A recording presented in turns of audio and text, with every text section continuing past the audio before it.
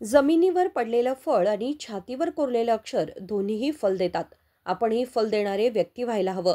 आयुष्यात श्रम करायला हवेत. जन्म आणि मृत्यू यामधले हे जीवन क्षणिक आहे, ते अर्थपूर्ण करायला हवं. डॉक्टर प्रभाकर कोरे यांनी समाजाभिमुखपणे जगणं भव्यतेपर्यंत नेलं, असं कोप्पळ येथील गविसिद्धेश्वर मठाचे जगद्गुरू अभिनव गविसिद्धेश्वर महास्वामी यांनी सांगितले. ते चिक्कोडी तालुक्यातील अंकोली येथे केएलई कार्याध्यक्ष डॉक्टर प्रभाकर कोरे यांच्या 78व्या वाढदिवसानिमित्त चिक्कोडी येथील चिदानंद बसवप्रभू कोरे सहकारी साखर कारखाना, 52 सौंदतीची शिवशक्ती शुगर लिमिटेड, यड्राव येथील हम डिस्टिलरी प्रायोजक लिमिटेड, अंकोली येथील डॉक्टर प्रभाकर कोरे कोऑपरेटिव्ह क्रेडिट सोसायटी, केएलई संस्थेच्या घटक संस्था, जनशक्ती फाउंडेशन बेळगाव येथील केएलई डॉक्टर प्रभाकर कोरे रुग्णालय आणि वैद्यकीय संशोधन केंद्र यांच्या संयुक्त विद्यमाने आयोजित समारंभात आशीर्वचन देत होते.